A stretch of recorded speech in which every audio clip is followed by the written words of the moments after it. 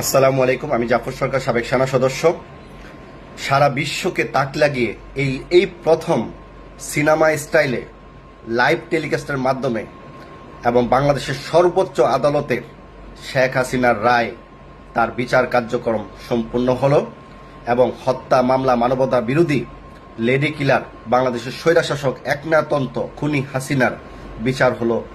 তার মৃত্যুদণ্ড 4টিতে এবং একটি আমৃত্যু তাকে সাজা দেওয়া হয়েছে। তার পাশাপাশি সাবেক স্বরাষ্ট্র মন্ত্রী আসাদুজ্জামান খানের প্রায় 10-12 জন মানুষকে হত্যা করা হয়েছে। চানখার এবং সাভারের মানুষকে পুড়িয়ে হত্যা করা হয়েছে। তার পাশাপাশি তাকেও মৃত্যুদণ্ড দেওয়া হয়েছে এবং বাংলাদেশে এই প্রথম কোনো পুলিশ বাহিনীর প্রধানকে রাজসাক্ষী হওয়ার পরে ওনাকে 5 বছরের সশ্রম কারাদণ্ড দণ্ডিত করেছে এবং যদি উনি রাজসাক্ষী না হতেন হয়তো ওনাকেও মৃত্যুদণ্ড দেওয়া হতো। আমি একটি প্রশ্ন বাংলাদেশের কাছে রাখতে চাই, সত্যি কি বাংলাদেশের শেখ হাসিনার ফাঁসি কার্যকর ক্ষমতা বাংলাদেশের আদালতের আছে? উত্তরটা আপনারা বলে দিবেন, কারণ এই কথাটা বলার উদ্দেশ্য হচ্ছে ওসি প্রদীপ একজন আর্মির মেজরকে হত্যা করেছে এবং তার পাশাপাশি ওই এলাকার শত শত মানুষকে সে গুম করেছে, হত্যা করেছে, টাকা পয়সা আত্মসাৎ করেছে, মানুষকে টাকা কামানোর জন্য সে ওসি প্রদীপ দেউলিয়া পাগল হয়ে গেছিল, মানে উন্মাদ হয়ে গেছিল কিভাবে টাকা পয়সা কামানো যায়। একটা হিন্দু মানুষ মুসলমানদেরকে এভাবে হত্যা করা হয়েছে, তার ফাঁসি রায় দেওয়া হয়েছে, কিন্তু এখন পর্যন্ত তার কার্যকর হয় নাই। ওসির মতো একজন প্রদীপের ফাঁসি কার্যকর কার্যকর ফাইনাল যদি না করা হয়, তাহলে শেখ হাসিনার মতো একজন তার একজন সাবেক প্রধানমন্ত্রী, তাকে কিভাবে আপনারা ফাঁসি দেবেন? একজন লেডি কিলারকে কিভাবে ফাঁসি দেবেন? এই কথা কিন্তু রয়ে গেলাম। তো শেখ হাসিনার ফাঁসি কার্যকর তখনই আমরা বুঝবো যে শেখ হাসিনার ফাঁসি কার্যকর হবে। আগে ওসি প্রদীপের ফাঁসিটা আমরা দেখতে চাই। জনগণ, এই অন্তর্বর্তী সরকার, তাদের কি ধরনের হ্যাডম আছে এগুলো আমরা দেখতে চাই। শেখ হাসিনার ফাঁসি নিয়ে সারা বাংলাদেশের 95% মানুষ আনন্দিত এবং সন্তুষ্ট, কারণ একজন লেডি কিলারকে ফাঁসি দেওয়া হয়েছে। বাংলাদেশের প্রথম একজন প্রধানমন্ত্রী লেভেলের মানুষকে বা সাবেক প্রধানমন্ত্রীকে এরকম রায় আদালত দিয়েছে। তো এটার পরিপ্রেক্ষিতে বাংলাদেশ বিদেশ থেকে বিরোধিতা করছেন প্রেসিডিয়াম সদস্য নানক সাহেব এবং জজ বিচারপতির বিচার করা হবে তাদের খবর আছে, এবং আওয়ামী লীগের সাধারণ সম্পাদক ওবায়দুল কাদের, যাকে ওরফে কাউয়া কাদের যাকে বলা হয়, উনিও খুব হুমকি দামকি দিচ্ছে এবং আগামীকাল সারা বাংলাদেশে শটডাউন থাকবে, সারা বাংলাদেশে। আমি কথাটা বলতে, সারা বাংলাদেশের মানুষ কি শটডাউন সমর্থন করবে? সারা বাংলাদেশের মানুষ 95% জন মানুষ সন্তুষ্ট হয়েছে, তাহলে অতএব 95 মানুষ এই আওয়ামী লীগের বিরুদ্ধেই থাকবে। তো আমরা চাই যে অপরাধ করেছে তার বিচার বাংলার মাটিতে হোক, শুধু রায় দিলে হবে না, তা বাস্তবায়ন করতে হবে। আমি আবারও জনগণের স্বার্থে, দেশের স্বার্থে আমি কথা বলে আসছি 17 বছর যাবৎ। আমি একটি কথা বলবো, আওয়ামী লীগের সবাই খারাপ না, যারা খারাপ তাদের বিচার করা হোক, যারা ভালো তারা রাজনীতি করবে। এটা কি বলে গণতন্ত্র? তাহলে আওয়ামী লীগের মধ্যে আর বর্তমানের মধ্যে কোনো পার্থক্য রইল না। আওয়ামী লীগের সময় তো আওয়ামী লীগের ছাড়া কোনো লোক কথাই বলতে পারতো না।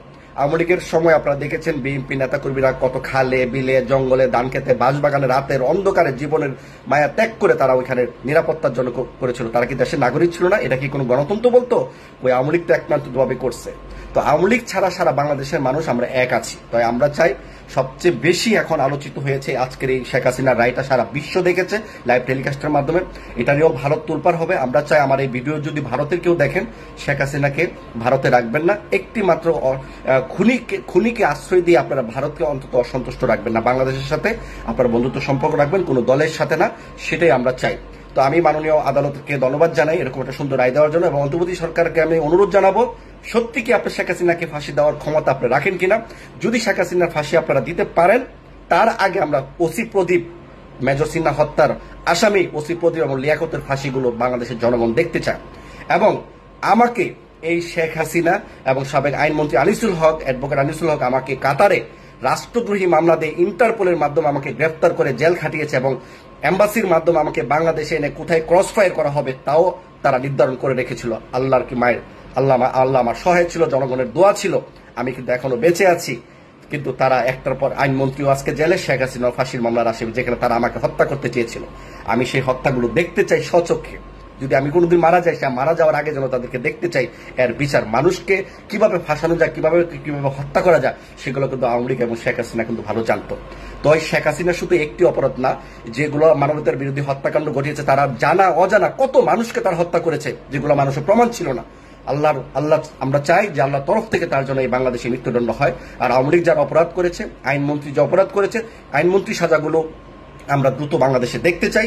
এবং যারা বিদেশ থেকে এই ধরনের পবাকণ্ড ছড়াবে, আওয়ামী লীগের নেতাকর্মীরা যারা বিদেশে পালিয়ে গেছে, তারা কত বড় হ্যাডম পালিয়ে গিয়ে সেটা এখন বড় বড় আলাপ করে, তাদের সমস্ত ভিডিও বার্তা যেন বাংলাদেশে কোনো প্রচার না হয়, সেই ব্যবস্থা আমি সরকারের কাছে অনুরোধ রাখলাম।